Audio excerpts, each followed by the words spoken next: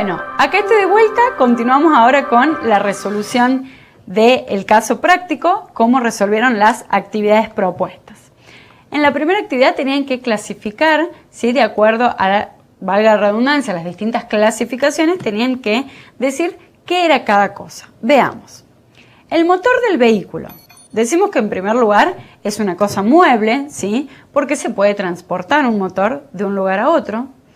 Es una cosa no divisible, ¿sí? Porque un auto, para que una cosa sea divisible y no divisible, debemos decir que se tienen que partir en todas cosas iguales, análogas entre sí. Entonces, por ejemplo, va a ser divisible el dinero, granos, líquido, pero no un motor de un vehículo.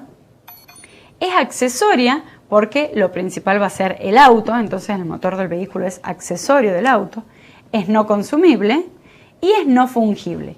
Este carácter de no fungibilidad, en realidad si pusieron que es fungible, no es incorrecta si tuvieron en cuenta que un motor de un vehículo del año, si fuera un vehículo determinado y ustedes supieran, podría ser reemplazado por un motor de vehículo del mismo año, del mismo tipo o modelo, ¿sí? Entonces, esto de la no fungibilidad va a depender de en cómo lo pensaron y de acuerdo a la justificación. Si pusieron fungible, también podría ser considerada correcta la respuesta. En cuanto al collar de perlas y oro, en realidad en el caso práctico se le da bastante información justamente para en relación a la clasificación de cosas principales y accesorias, que veíamos que lo accesorio tiene que ver con la función, la finalidad, pero si no se puede determinar, acá se dice que es el collar de perlas y oro que tienen. Dice, el valor de aquellas es igual al de esto, o sea, el mismo valor de perlas es igual al de oro, por lo tanto decíamos que la accesoriedad se puede determinar por la de menor valor, en este caso no se puede determinar, siendo el tamaño de las perlas y la cantidad de las mismas equivalente a la cantidad de oro utilizado. Por lo tanto, en este caso no vamos a tener cosa principal ni accesoria, ¿sí? Ese carácter no se va a poder determinar. Si decimos que es una cosa mueble, nuevamente por lo mismo, porque se puede desplazar fácilmente, es no divisible, ¿sí? Aunque en este caso también si pusieron que es divisible, podría considerarse correcta, porque las perlas se pueden dividir las unas a las otras, ¿sí? Van a ser análogas. Ahora bien, les recuerdo que el carácter de divisibilidad, si bien tiene que ser la división de hecho y por cosas análogas las unas a las otras y que conformen un todo homogéneo, como podría ser en este caso, el código habla siempre que no convierte en antieconómica la cosa. Y en este caso habría que ver si las perlas al dividirlas no convertimos en antieconómico el collar, ¿sí? Por eso se establece que es no divisible. Pero no sería del todo incorrecto si pusieron que es divisible. En cuanto a que no hay cosa principal ni accesoria, de acuerdo a lo que ya dijimos anteriormente, porque el valor de las perlas y el oro son iguales, por lo tanto se solucionaría con que lo principal es la de mayor volumen, pero al ser idéntico no hay cosa principal ni accesoria. Es no consumible y puede ser fungible o no fungible dependiendo de si hay otro collar semejante o no. En cuanto a los marcos de bronce que contienen las pinturas de los hermanos, nuevamente decimos que son cosas muebles, son desplazables, son no divisibles y los marcos de bronce van a ser las cosas principales y las pinturas de los hermanos van a ser accesorias, son cosas no consumibles y no fungibles, ¿sí? Porque justamente contienen las pinturas de los hermanos. Si fuera solo el marco de bronce, quizás podría ser fungible. En cuanto a los sanitarios y aberturas, en primer lugar decimos que son cosas inmuebles por accesión. ¿Se acuerdan que habíamos visto que los inmuebles pueden ser o por su naturaleza o por la accesión física, siempre que vayan a ser colocados con carácter de perdurabilidad, de permanencia, que estén inmovilizados? En este caso, los sanitarios y las aberturas para un edificio van a tener este carácter de inmuebles por accesión. Son no divisibles, son accesorios de la construcción del inmueble, son no consumibles y son no fungibles. Insisto en este carácter de la fungibilidad, va a depender, también podría ser fungible si conseguimos los mismos sanitarios de las mismas marcas, del mismo color, ¿sí? Lo mismo que para las aberturas. En cuanto a los cereales, son cosas muebles, son divisibles, en este caso sí tenemos que van a conformar, se puede dividir de hecho la cosa y a su vez en partes iguales. Por lo tanto, en el caso de los cereales tenemos que son cosas divisibles, no hay cosa principal ni accesoria, y son consumibles y fungibles. Son consumibles porque se van a terminar justamente con su consumo, valga la redundancia, y son fungibles porque se pueden reemplazar por la misma cantidad, calidad y especie, en el caso de los cereales. Y en el caso del local comercial, ya es un inmueble por su naturaleza. De acuerdo a su superficie podrá ser divisible o no. Esto tiene que ver con si se convierte en antieconómico. Si es un local comercial muy grande, quizás podría ser divisible si se pueden hacer 3 locales comerciales más pequeños. Esto va a depender de los ordenamientos locales, dependiendo de lo que establezcan en cada caso. No hay cosa principal ni accesoria, es no consumible y no fungible. Esto en relación a la actividad 1. En la segunda teníamos que mencionen las diferencias entre frutos y productos y ejemplifiquen. En primer lugar, veíamos que los frutos y productos son cosas que la cosa produce, pero señalábamos diferencias al principio. Decimos que los frutos son las cosas que produce regular y periódicamente una cosa sin alteración de su sustancia, mientras que los productos son cosas que se separan o extraen de una cosa que no vuelve a producirlos y que sí disminuye su sustancia, o por lo menos lo altera. Por ejemplo, las piedras de una cantera, el mineral de la mina, ¿sí?, que se extrae de la mina, el petróleo de un yacimiento. Y a su vez tenemos que los frutos se clasifican en frutos naturales, industriales y civiles. Cuando hablamos de los frutos naturales, son aquellos que la cosa produce espontáneamente, por ejemplo, las crías de ganado, la leche de los animales, los frutos de un árbol. En el caso práctico veíamos que en el campo que tenían los hermanos había muchos animales. Bueno, por ejemplo, si la gallina pone huevo, esto va a ser un fruto que se obtiene de la gallina, ¿sí?, o la leche de los distintos animales. Los frutos también pueden ser industriales. En el caso de los frutos industriales ya vemos que hay una intervención de la mano del hombre, ¿sí?, y se adquieren esto como resultado de la actividad del hombre. Por ejemplo, el trigo que se obtiene de la cosecha o la soja, entre otros. Y los frutos civiles son los frutos que se obtienen o de la renta de un inmueble, de la renta del uso y goce de una cosa, por ejemplo, los intereses, el salario, el alquiler de un inmueble, mientras que los productos no se clasifican. Entonces, acá vemos las diferencias que tienen que estar claras entre frutos y productos. Recordemos que la extracción de los frutos no va a alterar la sustancia, mientras que los productos sí. Si yo, por ejemplo, saco la madera de los árboles, le voy a ir alterando la sustancia, por eso decimos que es un producto. Y por último teníamos que establecer cuál era la importancia de las consecuencias jurídicas para la clasificación de las cosas muebles e inmuebles, para las cosas fungibles y no fungibles. Reiteramos que habíamos visto los inmuebles por naturaleza y por accesión, mientras que las cosas muebles son simplemente las que se pueden desplazar o por sí mismas o por fuerzas extrañas. ¿Pero para qué es importante saber esta clasificación? Bueno, porque como vamos a ver, tienen diferentes aspectos en las consecuencias prácticas. Por ejemplo, en primer lugar, va a variar la ley aplicable. En el caso de los inmuebles, para yo determinar cuál es la ley que tengo que aplicar, voy a estar al lugar en el que se encuentran. Mientras que en el caso de las cosas muebles voy a tener que distinguir las cosas que lleva el dueño consigo mismas de las que tienen cierto carácter de permanencia o están situadas en un lugar. Las que lleva la persona consigo misma se va a aplicar el domicilio de esa persona, mientras que las que están en un lugar determinado con situación de permanencia se va a aplicar la situación de los bienes. Esto en primer lugar, entonces, en la determinación de la ley aplicable. Por otro lado, en el régimen de prescripción, decimos la prescripción adquisitiva varía. La prescripción es una forma de adquirir el dominio de las cosas y esta va a variar según se trate de bienes inmuebles o bienes muebles. Los bienes muebles pueden adquirirse, ¿sí?, por la posesión continua, pacífica, ininterrumpida, ya sea por 10 o por 20 años. Así se va a poder adquirir la propiedad si se trata de un inmueble. Mientras que en el caso de los muebles, la regla es que si yo tengo un bien mueble, se supone que soy el dueño. Es el viejo adagio de la posesión vale por título. Por otro lado, también va a influir en lo que hace a los derechos reales ¿sí? Tenemos derechos reales que pueden recaer solo sobre bienes inmuebles, como es el derecho a la superficie, el derecho a la propiedad horizontal, el derecho real de hipoteca, y otros que pueden recaer solo sobre bienes muebles, como es en el caso del derecho real de prenda. Esto en cuanto a la importancia de la categoría de los bienes muebles o inmuebles. Y también teníamos como actividad las cosas fungibles y las no fungibles.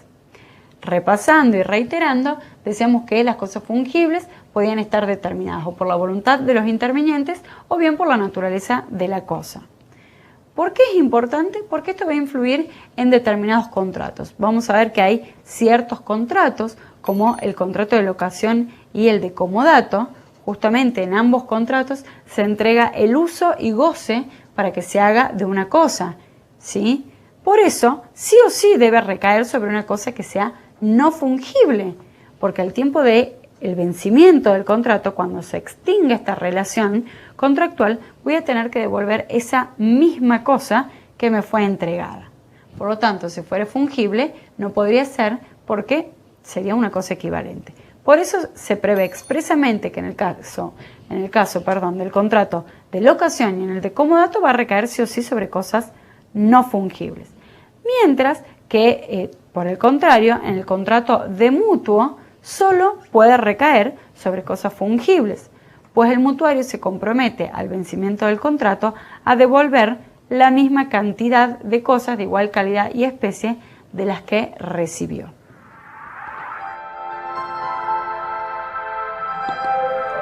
Ahora veamos algunos ejercicios. Ejercicio 1.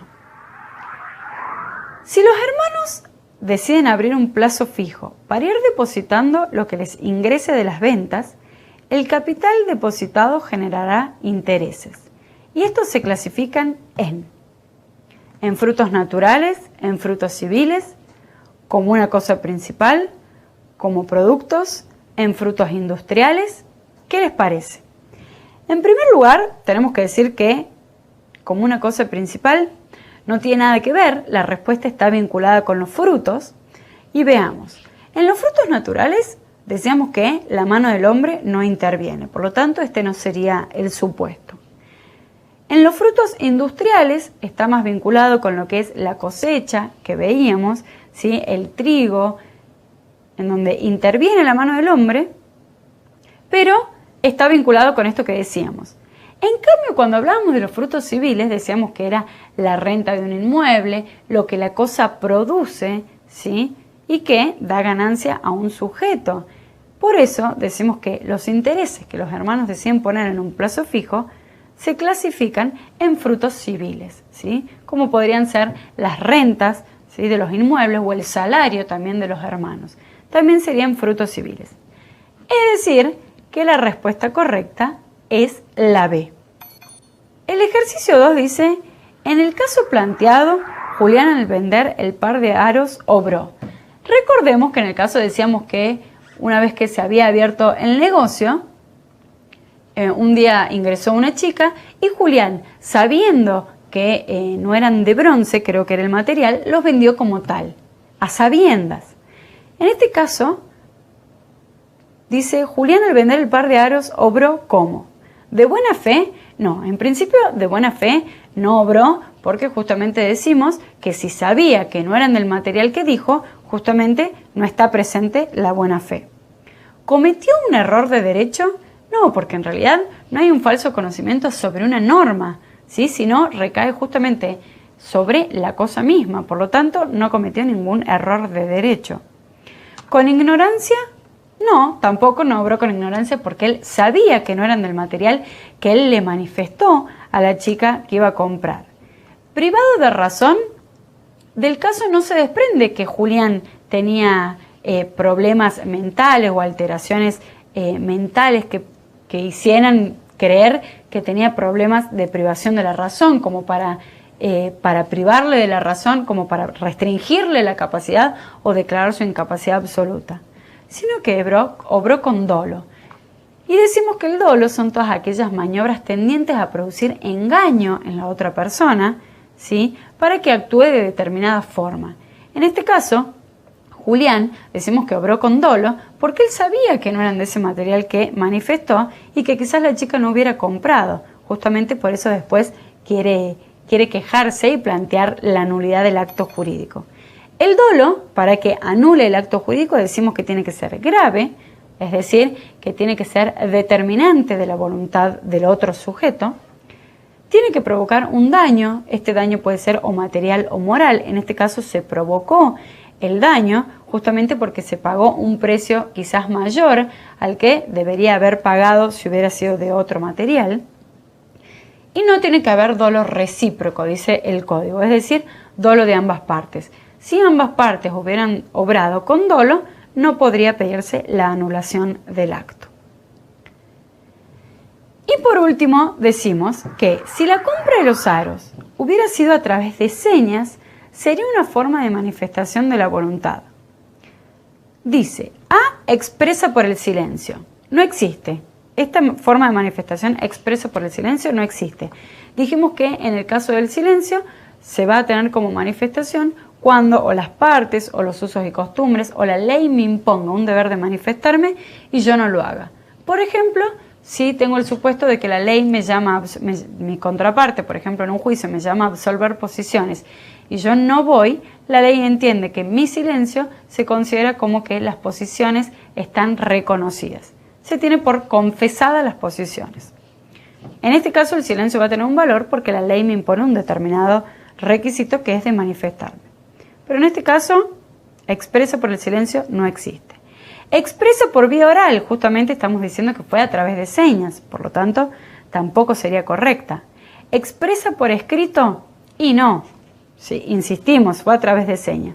Entonces expresa por signos inequívocos. La respuesta correcta es la C. Signos inequívocos que establezcan de manera clara, ¿sí?, cuál es la voluntad del sujeto. Esta es la respuesta correcta. La respuesta C. Tácita por el silencio, en realidad la manifestación tácita podría discutirse en el caso del inciso D, si pusieron que podría ser tácita por el silencio. En realidad tácita por el silencio está mal formulada, pero si dijera tácita, podría ser también, porque en el caso de la manifestación tácita se requiere que se den 3 requisitos. Que se puedan inferir de los comportamientos del sujeto cuál es su voluntad, y en este caso podría considerarse que a través de las señas podría inferirse su voluntad. En el segundo caso, que la ley no imponga el deber de una manifestación expresa, en este caso la ley no ordena que el sujeto se tenga que pronunciar de manera expresa, y que no sea contrario mi comportamiento a una expresión de voluntad anterior. Si es contraria, no podrá ser manifestación tácita.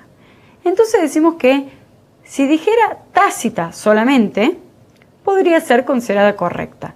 Pero en el supuesto dice expresa por signos inequívocos. Es esta la respuesta correcta. Espero que los ejercicios no le hayan ofrecido mayor dificultad. Y por último vemos los conceptos de cierre.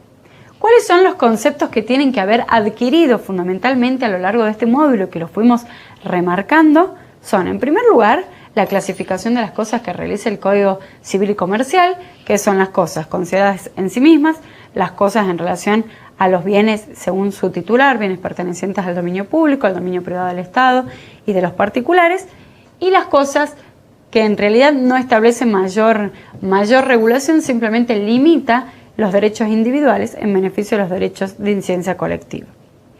Otro concepto que tiene que quedarles claro son los elementos de la voluntad jurídica, tanto sus elementos internos, discernimiento, intención y libertad, como el elemento externo, manifestación de la voluntad. Justamente dentro de este elemento externo tenemos los diversos modos de manifestación de la voluntad, que recién lo veíamos en el ejercicio práctico número 3, esto es la manifestación expresa, la manifestación tácita y la manifestación por el silencio. Tiene que quedarles claro en qué caso procede cada una y los vicios de la voluntad y sus efectos, cómo funcionan. Repasemos que en el caso del elemento discernimiento no hablamos de vicios, sino de causas obstativas de este discernimiento, mientras que en el caso de la intención y la libertad sí hablamos de vicios, que son de la intención, son el error y el dolo. error de hecho. Recordemos, el error de derecho en principio es inexcusable. Y en el caso de la libertad, el elemento interno, este puede estar viciado por violencia, ya sea física, la denominada fuerza irresistible, o bien por violencia moral. En caso de que haya una presencia de algún vicio y que se cumpla con los requisitos que prevé el código, va a ser una causal de nulidad del acto jurídico, justamente porque no se dan los 3 elementos internos para que el acto sea voluntario. Los saludo y nos vemos en el módulo 4.